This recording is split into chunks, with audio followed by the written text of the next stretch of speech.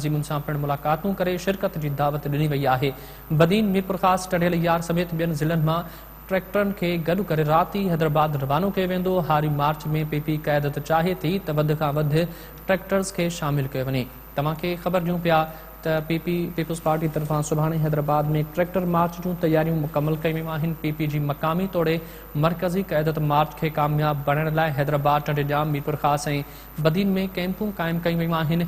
मीरपुर ख़ास डिवीजन जे समूरनि ज़िलनि मां पीपी कारकुननि ऐं हारियुनि खे ट्रैक्टरनि समेत मार्च में शिरकत लाइ चयो वियो आहे। मार्च जे सिलसिले में आबादगार तंज़ीमुनि सां पिणु मुलाक़ातूं करे शिरकत जी दावत ॾिनी वई आहे। बदीन, मीरपुर ख़ास, टंडियल यार समेत ॿियनि ज़िलनि मां ट्रैक्टरनि खे गॾु करे राति हैदराबाद रवानो कयो वेंदो। हारी मार्च में पीपी क़यादत चाहे थी त वधि खां वधि ट्रैक्टर्स खे शामिल कयो वञे। तव्हांखे आगाह कयूं पिया पीपल्स पार्टी तरफ़ां सुभाणे हैदराबाद में ट्रैक्टर मार्च जूं तयारियूं मुकमल कयूं वियूं आहिनि। पीपी जी मक़ामी तौर मरकज़ी क़यादत मार्च खे कामयाब बणाइण लाइ हैदराबाद, टंडिजाम, मीरपुर ख़ास ऐं बदीन में कैंपूं क़ाइमु कयूं वियूं आहिनि। मीरपुर ख़ास डिवीजन जे समूरनि ज़िलनि मां पीपी कारकुननि ऐं हारियुनि खे ट्रैक्टरनि समेत मार्च में शिरकत लाइ चयो वियो आहे।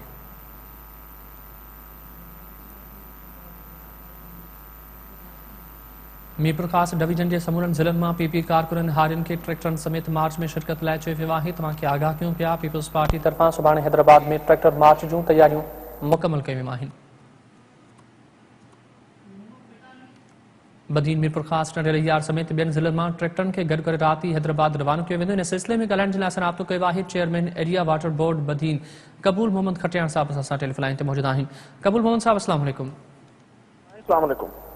कबूल साहब, पीपी पारां सुभाणे ऐलानियल हारी मार्च जे हवाले सां कहिड़ियूं तयारियूं कयूं वयूं आहिनि ऐं ही मार्च कहिड़नि मक़सदनि लाइ कयो पियो वञे? अव्हांखे बि छा इन मुतलिक़ दावतूं ॾिनियूं वयूं आहिनि पीपी जे इन मार्च में शिरकत करण जे लाइ? साईं बिलावल भुट्टो, चेयरमैन पाकिस्तान पीपल्स पार्टी अनाउंस कयो ही मार्च। तव्हांखे यादि हूंदो त लाहौर बिलावल हाउस मां इहो मार्च अनाउंस कयो जॾहिं ऐं उन में इहो चयो वियो त फार्मर्स जी सपोर्ट करण लाइ ही मार्च करूं पिया। जेका महांगाई फेडरल गवर्नमेंट कई आहे डीज़ल जी प्राइसिस में, DAP भाण जी प्राइसिस में ऐं पेस्टिसाइड जी प्राइसिस में, जेके बि इनपुट्स फार्मर्स जा आहिनि एॾा महांगा थी विया आहिनि जो ज़रई असांजी जेका माशियत आहे उनखे तमामु नुक़सानु थो पहुचे ऐं एॾी असांजो जेको कॉस्ट ऑफ इनपुट जेका कॉस्ट आहे उहा तमामु महांगी थी वई आहे। तंहिंजे करे इहो फार्मर्स जी सपोर्ट करण लाइ त फेडरल गवर्नमेंट खे इहो सम्झाइण लाइ त एतिरो महांगाई जे कंदा त ज़मीदार तबाह ऐं बर्बाद थी वेंदा।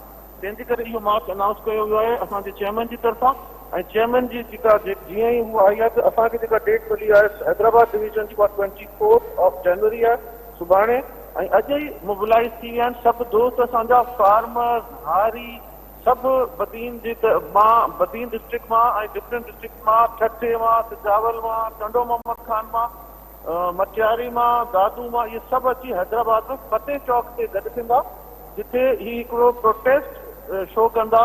ट्रैक्टर्स गॾु खटाईंदा पंहिंजा त फार्मर्स उन्हनि खे ॾेखारूं त फार्मर्स सां जेका ताती फेडरल गवर्नमेंट कई आहे उनखे फेडरल गवर्नमेंट खे सम्झाइण जे लाइ इहो हिकिड़ो प्रोटेस्ट करणु असांजे चेयरमैन जे हुकुम ते करूं पिया।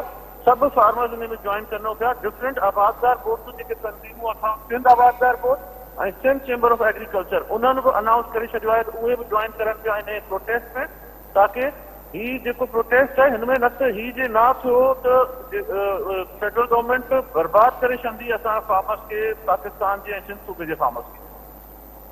कबूल मोहम्मद साहब, अवां ॿुधाइजो त माज़ी खां जॾहिं खां वठी वफ़ाक़ी हुकूमत पिणु आई आहे त सिंध अंदरि ज़राअत खे वॾो नुक़सानु पहुतो आहे। पाणी जी खोट हुजे या जेके फसल आबाद थियनि पिया, न सिर्फ़ उन सां ज़मीनदार आबादगार पर हारी तबिको जंहिंजो गुज़र सफ़री पंहिंजी ज़िंदगी जो इन ज़मीनुनि ते हूंदो आहे, आबाद करण ते हूंदो आहे, उहे पिणु इन नुक़साननि खे मुंहुं ॾियनि पिया। छा पिया सम्झो त केतिरो वॾो नुक़सानु थियो आहे न सिर्फ़ हारी आबादगार ज़मीनदारनि जो पर मुल्क अंदरि बि ज़राअत खे वॾो नुक़सानु पहुचे पियो इन पॉलिसियुनि सबबु? साईं अॻे जे इलेक्शन जे टाइम में पाकिस्तान जे माण्हुनि सां PTI वारनि पूरा वाइदा कया। असां वटि जहांगीर तरीन जहिड़ो माण्हू आहे जेको रेवोल्यूशन आणे छॾंदो ज़राअत ते। रेवोल्यूशन इहो आंदो अथनि त असांजी जेका सब्सिडी बि DAP भाण ते जेका अॻे सिंध गवर्नमेंट ऐं फेडरल गवर्नमेंट बैंक ॾिनी हुई उहा कैंसिल कराइनि। उहा DAP असांजी सब्सिडी ख़तमु थी। उन खां पोइ डॉलर खे एॾो मथे खणी विया आहिनि त डीज़ल जी प्राइस जेका 70-80 रुपया हुई उहा हींअर तक़रीबन 150 खे वञी टच पियो करे डीज़ल। इन में माना असांजी हर इनपुट डॉलर के मथे वञण जी वजह सां मथे वञी चुकी आहे साईं अरबन रुपयनि जो नुक़सान थियो अथव पाकिस्तान खे बि ऐं पाकिस्तान जे फार्मर्स खे हारियुनि खे। तव्हां हारियुनि जी हालत ॾिसो, माण्हुनि जो एतिरो महांगो थी वई आहे हर शइ जो, अटो बि महांगाई अलॻि थी आहे, पर असांजो जेको फार्मर्स जी इनपुट कॉस्ट आहे उहे तमामु घणियूं मथे थी वयूं आहिनि। तंहिंजे करे हीउ जेको असांजो मार्च आहे उहो रुगो फार्मर्स जे लाइ कयो वियो आहे ऐं हारी लाइ कयो वियो आहे, ताकी जेके बि असांजा गरीब तबिके जा जेके हारी आहिनि उहे सभु ॿाहिरि निकिरण लाइ फुल तयारु वेठा आहिनि। तव्हां माण्हुनि खे अञा रुगो ॻाल्हि था करूं त तव्हां ॾिसो 100 माण्हू निकिरी अचनि, बाबा हलो हली ऐं प्रोटेस्ट करूं।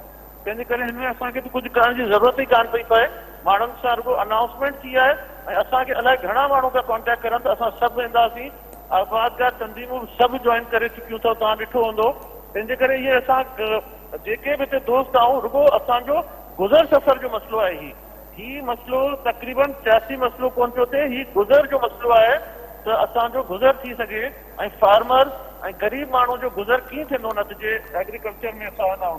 पाणी जे मसइले में लास्ट ईयर असांखे फेडरल गवर्नमेंट जी तरफ़ां तमामु घणो तंग कयो वियो ऐं तमामु सिंध सूबे खे 20% पाणी घटि ॾिनो वियो आहे लास्ट ईयर।